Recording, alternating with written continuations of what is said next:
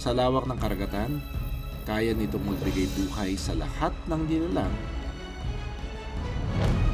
kabilang na ang tao. Ito rin ang sumasalo sa dumaraming basura ng iba't ibang lugar sa mundo. Ang isla, gaya ng Corregidor, tila may panibagong giyera na haharapin. Dahil ang mga buhay ilang doon, basura na raw ang kinakain.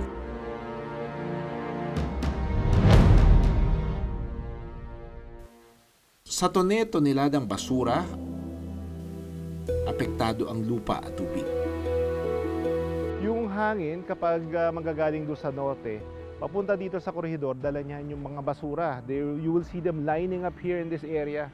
Itong mga nakikita nyo dito, ito, ngayong araw lang yan. Kasi everyday, yung mga taga-Corregidor, winawilisan nila itong lugar.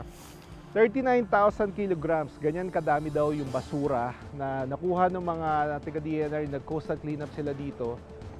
Sa gilid ng kalsada, naabutan naming tumatambay ang mga unggoy. Ang ilan, naglalaro sa mga sanga.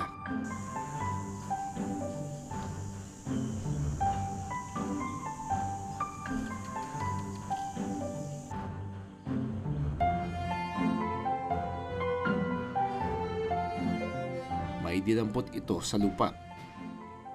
Sinuri at tinikman. Ang mga unggoy sa isla, tumitikim sa balat ng chicherya. Ang isla, napapalibutan na rin daw ng basura. Maganda, turquoise water, blue skies, ang ganda ng nature. Pero mata-turn off ka sa basura na masasalubong sa'yo pagdating mo dito. Nakakaagaw pansin ang mga plastik na palutang-lutang sa dagat. Naglalangis at halos burado na ang tatak sa tagal nito roon. Kung titignan natin yung mga basura na dinadala dito at natatambak dito sa Corregidor, mostly single-use plastic o yung mga sachet, yung nakikita na, sachet ng shampoo, lalagyan ng sabon, at saka lalagyan ng biskwit, yung pinaka nagdo-dominate sa lugar na ito, no? Tuwing high tide, umaabot daw ang tubig hanggang sa breakwall nito. Kaya inaanod dito ang mga basura hanggang sa tila naging tambak na ito sa rami. Ito naman ang paboritong puntahan ng mga unggoy. Napansin namin ang isang unggoy na may dala-dalang plastic bottle. Kinakagat-kagat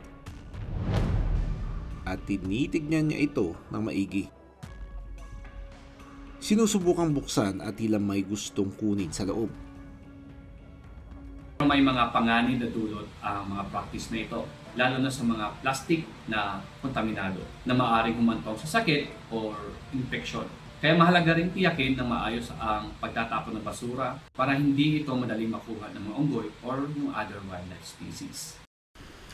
Ang dalampasigan ng Corregidor na tila sumasalo sa inaanod na basura mula sa Manila Bay, ang parehong lugar kung saan bumabalik ang mga pawikan.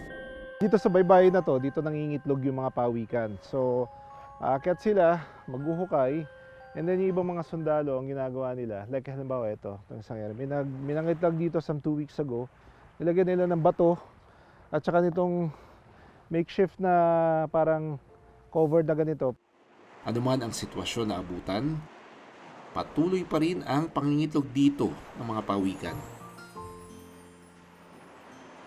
Mayroong magnetic sense ang mga pawikan. Ito ang ginagamit nila para makabalik sa kung saan ito ipinanganak at doon muling mangitlog. Pero para sa isla na walang naninirahan na tao at kakaunti pa lang ang buhay ilang, bakit umabot sa ganito karami ang basurang nakatambak? Ang Manila Bay kasi ay isang malaking environment.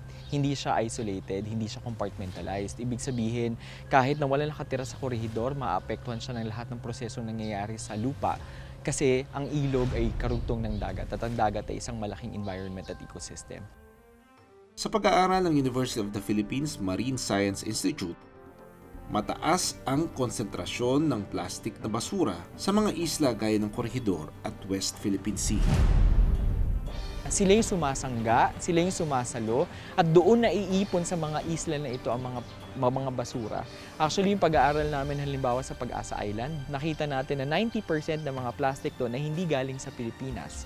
Galing ito sa Thailand, Malaysia, Vietnam, Indonesia, Pilipinas, Taiwan at mainland China.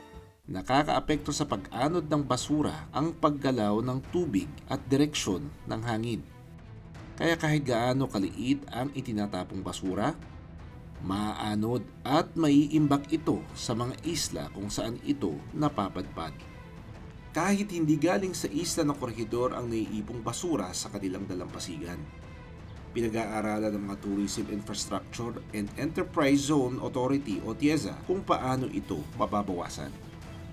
Malaki yung kampanya na ginagawa ng Corregidor Island against basura. Kaya nagawa sila ng mga signages kagaya nitong lalaki na sinasabi, nire-remind nila yung mga turista na especially yung mga taga Maynila, yung mga taga Manila Bay, na bawasan or iwasan yung pagtatapon ng basura. Kasi yung basurang tinatapon nila doon eventually ends up here, dito sa Corregidor. Dagdag pa ng pyesa, umaabot daw ng 96.5 na kilo ng basura ang nakahakot sa isla ng Corregidor kada linggo, lalo na tuwing tag-init. Ang long-term na tinitingnan namin ay magkaroon talaga ng waste management facility sa isla. So ito yung talagang hahakot routinely ng basura and magkakaroon ng proper disposal. Hindi ito yung basta lang ililipat lang ang basura. So magkakaroon ng tamang recycling, ng tamang pag-dispose ng basura lang. Inaasahan rin namin ng tulong ng LGU. Si Coast Guard nangongolekta siya. Maraming salamat sa panonood ng Born to be Wild. Para sa iba pang kwento tungkol sa ating kalikasan, mag-subscribe na sa GMA Public Affairs YouTube channel.